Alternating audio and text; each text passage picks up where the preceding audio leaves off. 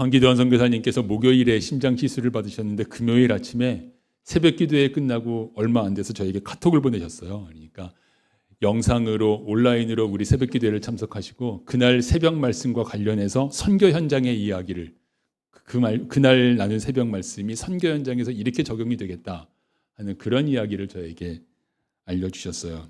그 내용 중에 이런 내용이 있었습니다. 말하자면 구체적인 내용은 좀 생략하고 그냥 좀 개략적으로 나누면 어떤 부족들은요, 복음을 전달받으면 예배를 드리기 시작하는데 그 부족의 종교적인 전통 또 그 전통적인 문화 속에서 복음과는 어울리지 않는 것도 버리지 않고 계속하는 경우들이 충분히 있겠죠. 있다고 해요. 분명히 믿음 생활과 그 관습이 어울리지 않는 것이 분명한데 그 일을 계속한다라고 한다면 그 부족은 어떤 하나님을 믿는 것일까? 혹시 이럴 수도 있어요. 자기들의 전통적인 종교는 그대로 그 생각 그대로 가지고 그 전통적인 종교에서 믿는 그 신의 그 이름자리에다가 하나님만 딱 집어넣은 이런 모양일 수도 있다. 만약에 그런 경우라면 그분들은 복음을 다시 들어야죠. 하나님이 어떤 분인지 복음을 다시 들어야죠. 그런데 이것은 비단 선교 현장에서만의 문제는 아닐 수 있다고 생각을 합니다. 우리도 비슷할 수 있다. 내 생각대로의 신, 성경이 말씀하시는 신이 아니라 하나님이 아니라 내 생각대로의 신, 내 입맛에 맞는 신, 나에게 별로 불편하지 않는 신, 내 모양을 내 나름대로 구성을 해놓고 부담스러운 거는 제거하고 그리고 거기에 따라서 내 방식대로 예배, 내 방식대로 사는 이러고 있다면 우리들은 내가 만든 하나님에다가 내가 만든 신에다가 이름만 교회의 하나님을 딱 갖다 집어넣은 그런 모양일 수도 있다. 그렇죠. 그러면 그것은 하나님을 믿는 것이 맞는가? 다시 질문할 일이고 복음을 다시 들어야 한다. 이렇게 말할 수도 있겠습니다. 사두개인들이 그랬죠. 사두개인들 제사장들도 많이 포함되어 있으니까 제사장들 우리가 하나님 제일 잘 알아 할 만한 사람들이지만 자기들 생각대로 제단한 신의 모양을 그것을 하나님이라고 하는 사람들이었으니까 그들을 향해서 예수님께서 하나님이란 이런 분이야 라고 다시 말씀을 해주시는 거예요. 하나님은 이런 분이다. 사두개인들을 향해 말씀하신 예수님의 그 말씀 우리 같이 읽을까요? 죽은 자가 살아난다는 것은 모세도 가시나무 떨기에 관한 글에서 주를 아브라함의 하나님이요 이삭의 하나님이요 야곱의 하나님이시라 칭하였나니 하나님은 죽은 자의 하나님이 아니요 살아있는 자의 하나님이시라 하나님에게는 모든 사람이 살았느니라 하시니 모세를 부르실 때 하나님께서 주신 말씀을 근거로 예수님께서 죽은 자가 살아난다. 하나님은 살아있는 자의 하나님이다. 이렇게 말씀하셨어요. 여러분 이 말씀이 잘 이해가 되세요? 이 말씀이 그대로 받아들여지시는 분들은 복이 있는 분들이고 저는 오랫동안 동의할 수가 없었어요. 아니 아브라함의 하나님, 이삭의 하나님, 야곱의 하나님이라는 이 말씀이 어떻게 죽은 자가 살아난다는 근거가 될까? 예수님 조금 지나치신 것 같아요. 라고 생각을 했습니다. 오랫동안 이해가 잘 안 됐기 때문에 주석들도 당연히 찾아봤죠. 찾아보니까 주석들 중에 이런 책이 여러 권 있었어요. 시제를 봐라. 아브라함의 하나님, 이삭의 하나님, 야곱의 하나님이셨다라고 하지 않고 이시다라고 하지 않았느냐. 시제를 봐라. 이런 주석이 여러 권 있었는데 히브리어를 봤습니다. 그랬더니 그건 근거가 박약해요. 예수님께서 인용하신 이 출애굽기 본문을 일단 같이 한번 다시 읽겠습니다. 하나님의 이르시되 이리로 가까이 오지 말라. 내가 선 곳은 거룩한 땅이니 내 발에서 신을 벗으라. 또 이르시되 나는 내 조상의 하나님이니 아브라함의 하나님, 이삭의 하나님, 야곱의 하나님이니라. 우리말 성경과 영어 성경들 다 현재형으로 번역을 하긴 했는데 히브리어를 보면 동사가 생략이 돼 있어요. 동사가 쓴다면 영어로 하면 비동사겠잖아요. 히브리어의 비동사에 해당하는 동사는 발음을 하야라고 하는데 그 기본형을 하야 동사가 생략이 되어 있어요. 그러니까 현재형인지 과거형인지 히브리어 본문에서는 생략됐으니까 알 수가 없어요. 그러니까 그런 해설서들은 좀 제가 히브리어를 잘 몰라서 생략된 경우는 현재형만인지 그건 제가 잘 모르겠지만 과거형으로도 번역할 수 있는데 좀 근거가 박약하다 하는 그런 생각이 들어요. 여러분 강조하기 위해서는 뒤에 그 서술어를 빼고 딱 명사만 말할 수도 있잖아요. 그러니까 서술어 빼고 하면 이럴 수 있는 거예요. 나는 네 조상의 하나님, 아브라함의 하나님, 이삭의 하나님, 야곱의 하나님. 딱 이러고 끊으시는 이런 강조형의 말씀으로 우리가 읽을 수도 있는 거예요. 자, 하나님께서 모세에게 주신 이 말씀은 이런 뜻 아니었을까요? 모세는 이렇게 받지 않았을까요? 나는 너의 조상인 아브라함, 이삭, 야곱과 함께 했었어. 그들을 인도하고 그들에게 복을 주고 그들에게 약속을 주었지. 내가 그들에게 주었던 약속을 오늘 이제부터 너를 통해서 이룰 거야. 이런 의미로 모세는 받았을 것 같은데, 이렇게 받는다면 이 말씀이 죽은 자의 부활을 의미하는 본문이 되기는 어렵단 말이에요. 이렇게 받으려고 하면. 혹시 여러분 제가 가진 문제의식에 공감이 되세요? 이게 제 오랜 동안 미결 과제였어요. 그래서 저 지난주 예배 마치면서부터 순서대로 읽어가고 있으니 제 고민이 깊었어요. 자, 내가 이해도 못하는 말씀을 가지고 다음 주에는 설교를 해야 되는데 이걸 어떻게 하나. 제 고민이 깊었고 그만큼 생각도 더 많이 했고 그랬습니다. 그러다가 지난 한 주간 동안 이 문제를 해결을 했는데요. 제 생각의 순서를 바꿨습니다. 저는 예수님 지나치신 것 같아요. 하나님께서 모세에게 주신 이 말씀은 아니 꼭 죽은 자의 부활을 의미하지 않아도 말이 되는데 왜 꼭 그렇게 말씀하세요? 라는 생각을 일단 버리고, 사두개인들은 자기 생각 가운데서 한다 그랬잖아요. 전 사두개인이 아니니까 일단 내 생각을 버리고 예수님 입장이 되기는 어렵지만 예수님 입장이 되려고 노력하면서 그 자리에 서서 생각을 하니까, 자, 예수님은 하나님의 아들이시잖아요. 그러니까 하나님께서 모세에게 이 말씀을 주실 때 예수님은 하나님 곁에 계셨고 그 자리에 아브라함, 이삭, 야곱도 같이 있었단 말이에요. 그러니까 예수님은 출애굽기 말씀을 해석하느라고 해설하는 말씀을 지금 예수님께서 하신 게 아니고 그때 본인이 직접 경험하고 함께 있었던 그 얘기를 하고 계시는 거예요. 아브라함과 이삭과 야곱이 옆에 함께 있었던 그 얘기를. 그렇지, 예수님이 무슨 성경 해설자도 아니고 예수님은 본인이 경험하신 그 얘기를 하시는데 그게 사람 눈에는 안 보이니까 이해가 안 될 수 있구나, 이렇게 생각을 하게 됐어요. 왜 그 생각을 못했을까? 예수님은 자기가 아시는 대로, 보신 대로, 사실 그대로를 말씀하시는 것일 뿐이지. 그러니까 이 말씀, 아브라함의 하나님, 이삭의 하나님, 야곱의 하나님이라는 말씀은 두 가지 의미를 지니겠어. 첫째로는 그 당시에 모세도 아마 그렇게 받았겠고 우리도 쉽게 생각할 수 있는 것. 나는 그들과 함께 했고 그들을 인도했고 기적으로 함께 했고 약속을 주었어. 이제 그 약속을 너를 통해 이루겠어 하는, 우리가 다 생각할 수 있는 그 의미이고, 또 한 가지는 그 당시 모세로서는 이해할 수 없었던 의미일 거예요. 그런데 여러분, 예수님께서 제자들에게 주신 말씀 중에도 보면은요, 말씀을 받을 당시의 제자들로서는 도저히 이해 안 가는 말씀도 있었어요. 말씀을 받을 당시로서는 이해가 안 갔는데 예수님 부활하신 다음에 그때 그 말씀은 이런 뜻이었지, 이렇게 이해가 가는 이런 말씀들이 꽤 있거든요. 그렇다면 하나님께서도 이 말씀을 모세에게 주실 때 이때의 모세의 이해 수준에만 딱 맞춰 말씀하신 게 아니라고요. 이때 모세가 이해할 수 있는 그런 기본 의미가 있지만 그걸 넘어서 모세와 예수님 차이가 약 1400~1500년 되는데 1400~1500년 지났을 때 하나님의 아들이 이 땅에 직접 오셔서 이 말씀을 하심으로써 그때 1400~1500년 전의 의미를 그때에서야 사람들이 알아들을 수 있게끔 그 말씀을 예수님이 당연히 하실 수 있죠.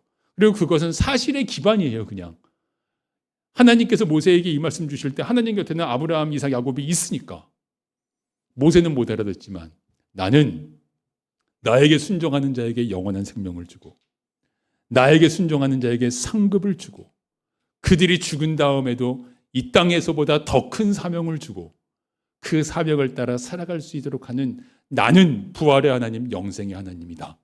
이 뜻을 담아 말씀하셨고 모세는 못 알아들었고 이랬겠구나 라고 받아들이게끔 됐어요. 우리 지난주에 나눴잖아요. 우리가 부활한 다음에 어떤 사명을 받아 살아갈지는 지금 우리로서는 모르고 다만 썩을 것으로 심고 썩지 않을 것으로 살고 육의 몸으로 심고 영의 몸으로 살고, 딱 요 정도 우리가 알게끔 하셨다고. 아브라함과 이삭과 야곱이 어떤 사명을 받았는지 모르지만 이 땅에서 이스라엘 민족의 조상으로 살았었던 그 정도 범위와는 비할 수 없는 하나님의 사명을 가지고 살고 있을 것이고, 그 바탕 위에서, 그 사실 속에서 하나님께서 모세에게 말씀하셨고, 자, 이렇게 받아들이면서 저는 큰 복을 지난 주간에 받았던 그러한 경험이 있었습니다. 아브라함의 하나님, 야곱의 하나님, 이삭의 하나님, 야곱의 하나님, 이 말씀을 들으면서, 그러니까 오랫동안 가져왔던 제 고정관념을 버렸던 거잖아요. 오랫동안 가져왔던 고정관념은 근데 이런 것 때문이었어요. 내가 나름 이해력이 좋아. 나 이해력이 좋다는 증거가 여기 있잖아요. 이런 증거들을 가지고 내가 이해력이 좋은데 내가 이해할 수 없는 거는 받아들이지 않겠어. 내가 이해해야지. 이런 고집들이 내 안에 있었는데, 그 이해가 얼마나 알량한 것이었는지. 아니, 예수님은 성경 해석하시는 분이 아니라 그냥 아브라함, 이삭, 야곱을 보시고 함께 하다가 오신 분이라고. 그 얘기를 하고 계시는 거야. 이 생각도 못했지 하는 그런 마음으로 이 말씀을 받았습니다. 그렇구나. 예수님은 그 사실에 기반하셨구나. 이렇게 받아들이면서 출애굽기 3장의 말씀이 새롭게 받아들여졌고요. 그렇구나. 아브라함의 하나님, 이삭의 하나님, 야곱의 하나님이라는 말씀은 나는 나에게 순종하는 자에게 영생을 주고 그들에게 상급을 주고 죽음 이후에도 놀라운 사명을 따라 살 수 있도록 하는 그 하나님. 나는 그 하나님이야. 죽은 자가 살아나는 의미와 그리고 영생의 하나님이라는 의미를 담으셨구나 하는 것을 받아들이면서, 이제 그러면 그 다음 절은 어떻게 읽을까? 다음 절을 같이 읽겠습니다. 하나님은 죽은 자의 하나님이 아니요 살아있는 자의 하나님이시라. 하나님에게는 모든 사람이 살았느니라 하시니. 마태나 마가에는 모든 사람이 살았느니라는 없어요. 누가만 있어서 이것도 또 이 말씀도 또 해석을 더 어렵게 만들어요. 모든 사람이 살았다. 이 말씀은 또 무슨 말씀일까? 일단 하나님은 추억 회상하시는 하나님이 아니시라고요. 아브라함이 괜찮았어. 내가 아브라함이랑 함께 했었지. 이삭, 야곱과 함께 했었지. 그 야곱은 좀 못돼가지고. 이렇게 추억 회상하시는 하나님이 아니시라는 말이에요. 나를 따르는 자에게 영생과 상급을 주는 능력의 하나님이다. 이렇게 묵상을 하니까 성경 전체에 대한 이해 중에서 바뀌는 것들이 있어요. 예를 들자면, 여러분 모세가 가나안 땅 못 들어갔잖아요. 왜 못 들어갔습니까? 그 무리바 물가에서 모세가 하나님 뜻에 온전히 순종하지 않았던 그것 때문에 못 들어갔잖아요. 저 그것 매우 불만이었어요. 하나님, 근데 만약에 하나님께서 저에게 제가 40년 충성했는데 실수 한 번 했다고 가나안 땅 못 들어가게 하신다면 저는 하나님 앞에 가서 데모할 거예요. 이러실 수 있냐고. 아니, 이거 한 번 가지고 나를 못 들어가게 하시냐고. 저는 모세를 못 들어가게 하신 게 너무너무 아쉽고 막 참을 수가 없었어요. 제가 모세 얼마나 억울했을까. 그런데 하나님이 죽은 자의 하나님이 아니라 살아있는 자의 하나님이라고 생각하니까 이 땅에서 가나안 땅 못 들어간 게 아무것도 아니에요. 정말 요만한 일밖에 안 되고, 살아있는 자의 하나님, 모세는 죽고 하나님 곁에 살아서 이 땅에서 썩을 몸을 입고 있을 때와는 비교할 수 없는 썩지 않을 몸을 입고서 받은 사명을 따라서 어마어마한 일을 아마도 감당하고 있을 거란 말이에요. 이 땅에서 못 들어갔다. 이게 아무것도 아니라고. 그러니까 제가 돌아보아지는 거예요. 나는 진짜 하나님 안에서는 아무것도 아닌 게 막 커 보이는 사람이구나. 살아있는 자야 하나님이란 그런 의미로구나 하는 것을 받아들이게끔 됩니다. 그런데 여러분, 살아있다고 다 좋은 것일까? 제가 이렇게 묵상하면서 제 마음에 한 2가지 정도의 성경 구절이 여러 가지 겹쳤는데 그 중에 2가지만 소개하려고 하는데, 이런 말씀이 제 마음에 겹쳤어요. 요한복음 5장에 있는 말씀 같이 읽을까요? 선한 일을 행한 자는 생명의 부활로, 악한 일을 행한 자는 심판의 부활로 나오리라. 악한 일을 행한 자도 부활을 하기는 해요. 근데 부활해서 심판받는 거예요. 그죠? 심판받느라고 살아있는 거예요. 심판받느라고 살아있으면 좋을까요? 심판받느라고 살아있는 이거를 살아있다 이렇게 얘기할 수 있을까요? 살아있다는 건 생명력이 충만하게 사는 걸 의미하지 목숨부터 있는 걸 살아있다 그러지 않는다 라고 받아들이게끔 됐습니다. 살아있는 자의 하나님, 살아있는 자의 하나님. 그러면 살아있는 것처럼 살지 않는다면 나는 죽은 자 같이 살고 있을 수도 있는데, 이제 묵상을 한 걸음씩 더 나갑니다. 하나님이 살아있는 자의 하나님이시라면 내가 살아있는 것처럼 살고 있지 않다면 나의 하나님은 아닐 수도 있네. 나 살아있는 거 맞아? 여러분 왜 이러다가 영화 한 대사가 생각나는데, 다들 아시는 살아있네 하는 그 영화, 그 살아있네, 이게 목숨부터 있다는 뜻이 아니잖아요. 영화에서도 그렇단 말이에요. 그리고 저에게 겹쳐진 또 하나의 성경 구절, 이 말씀이 제 마음에 겹쳐졌어요. 같이 읽겠습니다. 사대교회의 사제에게 편지하라. 하나님의 7영과 7뼈를 가지신 이가 이르시되 내가 네 행위를 아노니 네가 살았다 하는 이름은 가졌으나 죽은 자로다. 덜컥하는 거예요. 살았다 하는 이름만 가졌지 죽은 자라고. 사대교회는, 사대교회가 죽었다는 건 무슨 뜻일까? 죽었다는 건 관계가 끝났다는 뜻이에요. 이렇게 말하자면 사대교회는 하나님과의 관계가 끝났어. 그러면 사대교회가 예배는 매주 드려요. 사대교회가 예배를 드리는데 하나님과의 관계가 끝난 상태로 예배를 드려. 난 너의 하나님이 아니야. 나는 살아있는 자의 하나님이지 죽은 자의 하나님이 아니야. 근데 사대교회는 죽었어. 그 가운데 사대교회가 예배를 드리고 있다면 그 예배는 누구를 향한 예배냐? 하나님이 안 받은, 하나님과 상관없는 예배일 수도 있는데 그 예배는 무슨 예배냐?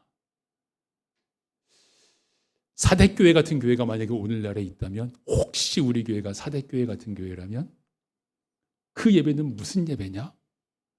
하나님은 살아있는 자의 하나님, 이 말씀을 이해 못하다가 이해했단 말이에요. 이번 주간에 하나님은 살아있는 자의 하나님이라는 말씀을 이해하고 나니까 그 다음 주어지는 저에게의 질문은 나는 살아있는 자 맞아? 살아있는 것처럼 살아있는 자 맞아? 하는 질문을 나를 향해서 하게끔 됩니다. 너 살았다는 이름만 가지고 죽은 자는 혹시 아니야? 이렇게 질문을 하게 됩니다. 사대교회 어떻게 해야 될까요? 요한계시록에는 딱 한 말씀이 있어요. 회개하라. 이 불만이에요. 회개해야 되는 건 알겠는데, 그러니까 구체적으로 뭘 어떻게 회개해야 되냐고요. 회개하라. 사대교회는 회개하라. 어떻게 해야 될까요? 좀 전에 나눈 말씀대로 하면 잃어버린 생명력이 다시 충만해져야죠. 살아있는 것처럼 살아야죠. 그러면 잃어버린 생명력을 충만하게 하는 건 뭘까? 뭘까? 이런 마음으로 그 다음 절을 묵상하다 보니까 생각하지도 않았게 그 다음에 주시는 예수님 말씀이 이런 문제의 해결이라고 하는 사실을 보게끔 되었습니다. 그 다음 예수님 말씀, 누가복음의 그 다음 예수님 말씀을 읽겠는데요. 시편 110편에서 인용하신 말씀이어서 시편 110편 말씀을 함께 보여드립니다. 일단 누가복음 말씀만 읽겠습니다.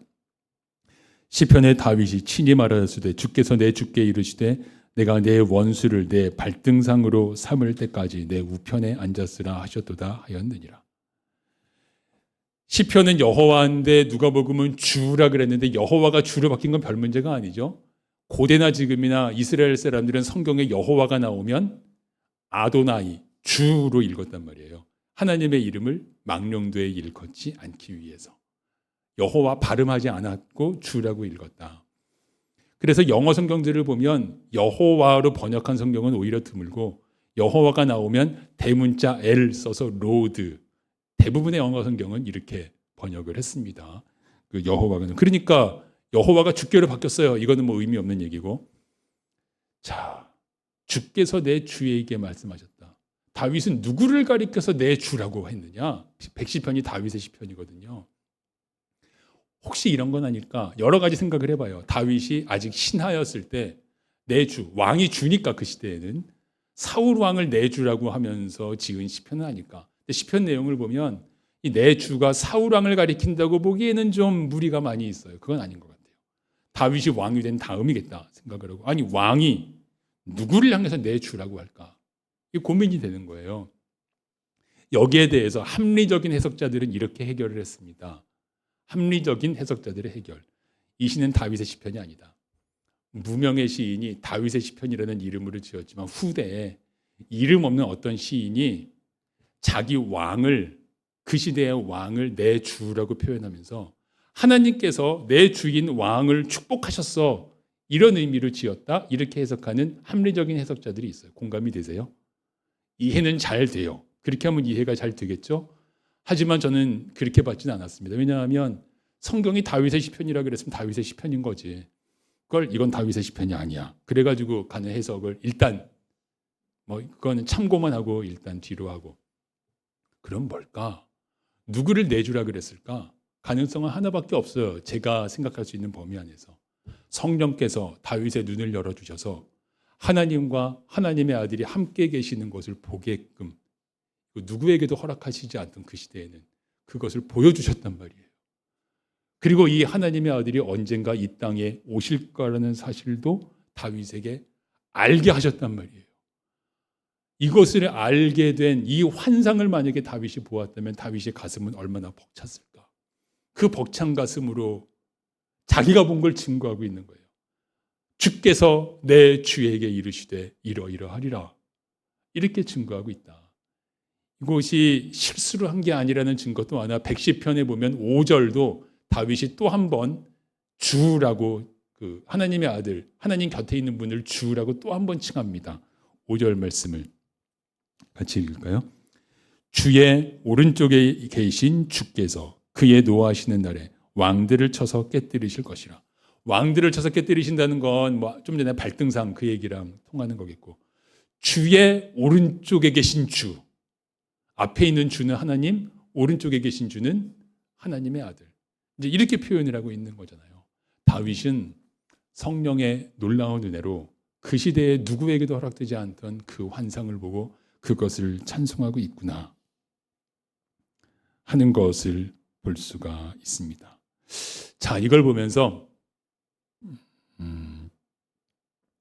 살았다 하는 이름은 가졌으나 죽은 자, 살아있는 자, 그것과 이렇게 함께 묵상을 하게끔 됐어요. 일단 좀 전에 묵상에, 자, 이런 묵상 가운데 이제 그렇다면 그 다음 예수님 그 42절 43절을 오늘 우리가 본문에서 읽었는데 둘러싸고 있는 41절과 44절도 볼까요?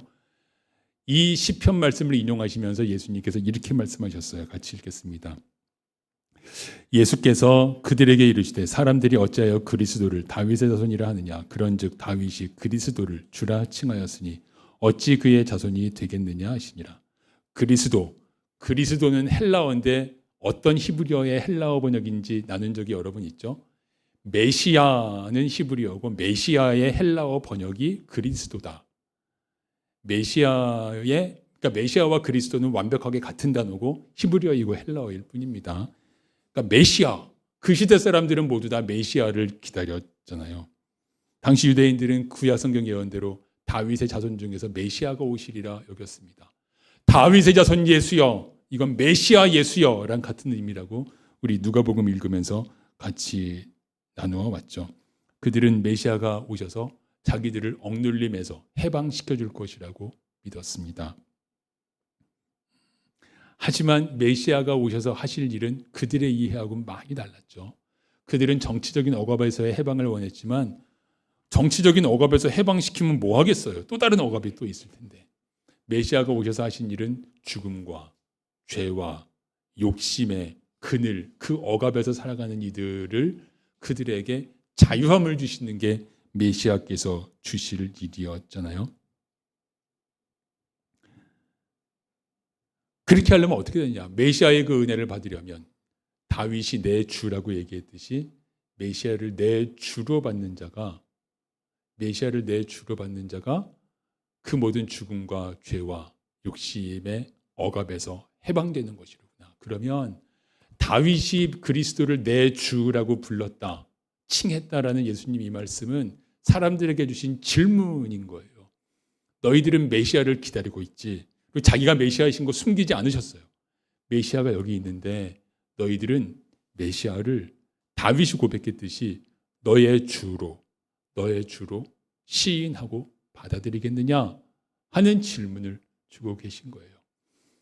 오늘 묵상은 좀 제가 많이 갔습니다. 저에게 개인적으로 주신 은혜를 따라서 하나님은 살아계신 자의 하나님, 살아있는 자의 하나님. 그렇구나. 내가 죽은 자처럼 산다면 하나님은 나의 하나님은 아니지. 살아있는 자의 하나님, 나는 살아있는 것처럼 살아있는가. 살아있다는 건 생명력이 충만한 거지. 생명력이 충만해서 하나님과의 관계가 분명한 거지. 생명력이 충만하고 하나님과의 관계가 분명하다는 건 뭘까? 예수 그리스도가 나의 주인이 되셔서 내 인생의 주인이 바뀐 상태. 이게 생명력이 충만한 거지. 내 인생의 주인이 여전히 나라면 내가 무슨 생명력이 충만하겠어요. 이렇게 지저분하고 이렇게 욕심 많은 내가. 내 인생의 주인이 바뀐 것이, 그것이 생명력이 충만한 거지. 이러니까 오늘 읽은 앞쪽과 뒤쪽의 본문들이 같이 연결이 됩니다. 메시아는 삶의 주인을 바꾸어 주시는 분이다. 다윗은 그 메시아를 내 주라고 불렀어요. 호칭만 내 주라고 했을 뿐 아니라 다윗은 자기 인생의 주인이 자기로 살아간 사람이 아닙니다. 다윗은 자기 인생의 주인을 분명히 예수 그리스도 오실 것까지 구체적인 건 몰랐지만 자기 인생의 주인이 분명히 하나님이셨단 말이에요. 하나님은 살아있는 자의 하나님이신데 다윗은 살아있는 것처럼 살았어. 내 주라고 고백을 하면서 너희들 하나님은 살아있는 자의 하나님이신데 너희들의 하나님 맞니? 너희들은 살아있니? 너희들은 생명력으로 충만하니? 이 질문을 저에게 개인적으로 주시는 질문으로 받고 그래서 이렇게 나눕니다. 살아있는 자란 목숨만 붙어있는 자가 아니라 생명력으로 충만한 자이고 주인이 바뀐 자다. 자, 그런데 이렇게 묵상하고 나니까 잠깐 멈추면서 제가 싱거워졌어요. 아니, 하나님 근데 너무 기본적인 사항으로 돌아왔어요. 우리 몇 번 되풀이했듯이 우리 개척하고 3년 동안 예배 시간마다 반복했다 그랬잖아요. 제가 물으면 성도님들이 답하는 것으로. 답은 미리 주보에 써놓고. 성도 여러분, 믿음이란 무엇입니까? 예수 그리스도를 나의 삶의 주인으로 영접하는 것입니다. 우리가 믿음 생활 시작하는 기초, 기본, 예수 그리스도를 나의 삶의 주인으로 영접하는 그 기초로 돌아와서 너무 기초로 다시 돌아왔어요. 이 길고 나 오랜 동안 미결의 과제였는데 이 미결의 과제를 해결한 다음에 돌아온 게 기본이야. 하나님 좀 싱거워요. 그런데 그게 싱거운 게 아닙니다. 새삼스럽게 다시 확인합니다. 여러분, 우리가 신앙생활을 오래 하고 나름대로 관점이 생기고 하면서 슬그머니 내 인생의 주인 자리에 내가 앉아서 주님 뜻대로 이게 맞나? 이걸 판단하기보다는 내 생각에 이게 맞나? 이러면서 결정하고 내 생각에 안 맞으면 화도 내고 세월이 가면서 우리가 이렇게 되기도 한단 말이에요. 저도 그러기도 했단 말이에요. 그러면서 다시 한번 말씀을 받는 것입니다. 너 그렇게 네 생각대로 결정하고 하면서 어느덧 살아있다는 이름만 가지고 죽은 자처럼 사대교회처럼 하고 있는 거 아니야? 너 하나님 안에서 살아있는 거 맞아? 너의 주인이 누구이냐? 한번 확인해 보자 하는 그 말씀을 새삼스럽게 다시 받게 됩니다. 그리고 돌아보니까요. 내가 내 인생의 주인을 가끔 바꿨다가 아니지 또 이러고 있으니까 내가 이 세상에서 원하는 것들은 대충 이루어가고는 있는데 뭐 재정적인 문제든 아니면 지위이든 뭐 가정 아니면 자녀들이든 내가 원하는 이 세상에서의 일들은 그런 대로 이루어가고 있는데 이건 못하고 있어요. 내 생각을 뛰어넘는 거, 내가 생각지도 못했던 거, 나를 향하신 놀라운 뜻, 내게 이루시는 기적, 내가 참으로 충만한 생명력으로 와, 하나님께서 나를 이렇게까지 사용하시는구나 할 만한 일들, 이건 없어 내 인생에. 왜냐하면 내 인생의 주인이 나니까. 하나님께서 역사하셔서 하나님의 주인 되셔서 이루실 만한 그 기적들은 내 인생에 없는 거 아니냐? 너 하나님은 살아있는 자의 하나님인데 네가 죽어 있으니까 네 인생에 그게 없지 하는 말씀으로 다시 받는 거예요. 하나님은 살아있는 자의 하나님. 너 살아있는 것처럼 살아있어? 너는 생명력 충만하게 살아있어? 우리들 오늘 본문 가운데 질문을 받고 응답하기를 구합니다. 우리가 목숨은 붙어있긴 한데 정말 살아있는 것처럼 사는 걸 놓치면서 어쩌면 허망하게 허전하게 살고 있지는 않은가 합니다. 주님께서 그런 우리를 다시 부르십니다. 그리스도를 내 주라고. 세상에 그 시대에 그리스도를 내 주라고 고백하고 살았던 다윗처럼 살아있는 자의 하나님 안에서 살아있는 자답게 살 수 있지 않니? 우리들을 부르십니다. 이렇게 묵상하면서 제 묵상을 정리해 봤습니다. 살아있는 자의 하나님, 내가 살아있기를, 다시 말하면 생명력으로 충만함에 살아가기를, 나의 주인이신 그리스도 안에서 내 생각 말고 나를 향하신 주님의 놀라운 계획을 이루며 살기를, 내 생각대로 이루는 것이 아니고 살아있는 자의 하나님을 따라 살아있는 것처럼 살기를 소망하고 기대하고 기도하고 기대합니다. 기도하겠습니다. 살아계신 하나님, 사대교회를 향해서 네가 살아있다는 이름만 가졌구나, 죽은 자로구나 하신 말씀 앞에 섭니다. 주님의 은혜를 입고 능력을 입어서 살아있는 자처럼 살기를 구합니다. 예수 그리스도의 이름으로 기도드립니다. 아멘.